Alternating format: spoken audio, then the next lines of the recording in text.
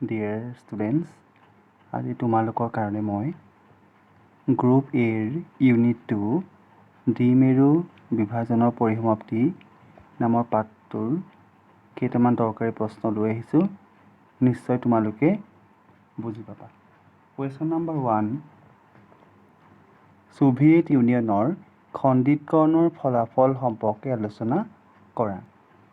সেইটো 6 মাৰ্কছৰ কাৰণেও আহিব পাৰে নাইবা 4 মাৰ্কছৰ কাৰণেও আহিব পাৰে। চাবা, 1991 চনত যেতিয়া ছোভিয়েট ৰাছিয়া আৰু আমেৰিকা যুক্তৰাষ্ট্ৰৰ মাজৰ শীতল যুদ্ধৰ অন্ত পৰিছিল, তেতিয়া কি হৈছিল? বিশ্বৰ ৰাজনীতিৰ পৰা ছোভিয়েট ৰাছিয়া খণ্ড বিখণ্ড হৈ গৈছিল আৰু ছোভিয়েট ৰাছিয়া খণ্ড বিখণ্ড হোৱাৰ পিছত কি হৈছিলে? আমেৰিকা যুক্তৰাষ্ট্ৰই একমাত্ৰ মহাশক্তি গোষ্ঠী হিচাপে বিশ্বৰ ৰাজনীতিত আধিপত্য বিস্তাৰ কৰিবলৈ সক্ষম হৈছিল।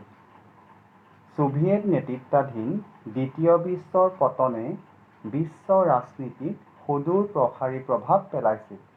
ইয়াৰ প্ৰভাৱ তথা ফলাফলসমূহ আমি এনেকৈ লিখিব পাৰোঁ।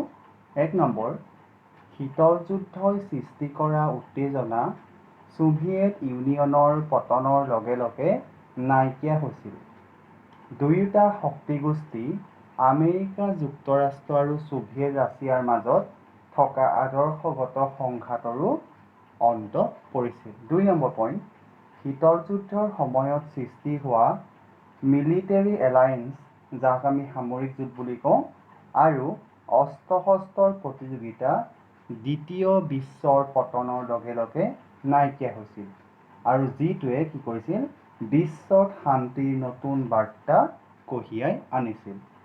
3 নম্বৰ পইণ্ট, দ্বিতীয় বিশ্বৰ পতনে ক্ষমতাৰ ভাৰসাম্যলৈ আমূল পৰিৱৰ্তন আনিছিল। সমগ্ৰ বিশ্ব একমেৰু ইউনিপ'ল লৈ ৰূপান্তৰিত হৈছিল আৰু অৱশ্যে কিছুমান মাল্টিপলাৰ বা বহুমেৰু ৰাষ্ট্ৰ ব্যৱস্থাৰ সম্ভাৱনাও দেখিছিল, য'ত কোনো এক নিৰ্দিষ্ট শক্তিৰ আধিপত্য নাথাকিব। নম্বৰ 4 পইণ্ট, দ্বিতীয় বিশ্বৰ পতনৰ লগে লগে বিশ্বত ভালেমান নতুন নতুন ৰাষ্ট্ৰৰ আবিৰ্ভাৱ হৈছিল, কাৰণ ছোভিয়েট নেতৃত্বাধীন পূৰ্বৰ ৰাষ্ট্ৰবোৰে কি কৈছিল? স্বতন্ত্ৰভাৱে নিজৰ আশা আকাংক্ষাবোৰ পূৰণ কৰাৰ সপোন দেখিছিল। 2 নম্বৰ কুৱেশ্যনটো চাবা, শ্বক থেৰাপি কি? সেইটো 2 নম্বৰ কাৰণে খুব আহি থাকে। তাৰ কাৰণে লিখিব লাগিব, ছোভিয়েট ইউনিয়ন ভংগ হোৱাৰ পিছত নতুনকৈ স্বাধীন হোৱা ৰাষ্ট্ৰসমূহৰ পৰা স্বেচ্ছাচাৰী সাম্যবাদী ব্যৱস্থাৰ অৱসান ঘটিছিল আৰু পুঁজিবাদী গণতান্ত্ৰিক ব্যৱস্থা প্ৰৱৰ্তন হোৱাৰ ফলস্বৰূপে নতুনকৈ সৃষ্টি হোৱা বা স্বাধীন হোৱা ৰাষ্ট্ৰসমূহত এক অচলা অৱস্থাৰ সৃষ্টি হৈছিল আৰু এনে এক পৰিস্থিতিৰ পৰা ৰাছিয়া, মধ্য এছিয়া আৰু পূব ইউৰোপৰ দেশসমূহক উপশম দিয়াৰ উদ্দেশ্যে বিশ্ব বেংক আৰু আন্তৰ্জাতিক মুদ্ৰা নিধিয়ে কি কৈছিল? যি বিশেষ ব্যৱস্থা গ্ৰহণ কৰিছিল, সেই ব্যৱস্থাটোকে আমি কি বুলি কওঁ? শ্বক থেৰাপি বুলি কওঁ। নেক্সট কুৱেশ্যন, গৰ্বাচেৱে USSRত আৰম্ভ কৰা 2টা সংস্কাৰ আলোচনা কৰা। এতিয়া চাবা, তাৰ কাৰণে লিখিব লাগিব, গৰ্বাচেৱে USSRৰ সংস্কাৰ সাধনৰ কাৰণে কি কৰিছিলে? 2টা সংস্কাৰ নীতি গ্ৰহণ কৰিছিল। তাৰে এটা আছিল পেৰেষ্ট্ৰইকা আৰু আনটো আছিল গ্লাছনষ্ট। এতিয়া তোমালোকে পেৰেষ্ট্ৰইকাৰ বিষয়ে অকল লিখিব লাগিব আৰু গ্লাছনষ্টৰ বিষয়ে লিখিব লাগিব, হয় নে? প্ৰথম পইণ্টটো লিখিবা, পেৰেষ্ট্ৰইকাৰ প্ৰৱৰ্তন। পেৰেষ্ট্ৰইকা মানে হ'ল সমাজ আৰু অৰ্থনীতিৰ পূৰ্ণ নিৰ্মাণ কৰা।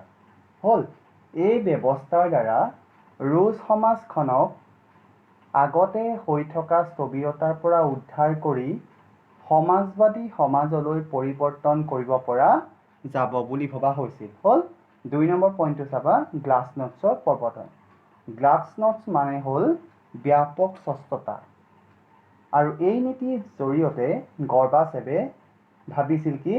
ছোভিয়েট সমাজখনৰ সমস্যা আৰু প্ৰত্যাহ্বানসমূহৰ বিষয়ে অধিক স্বচ্ছতা সৃষ্টি কৰিব পাৰিব বুলি ভাবিছিল।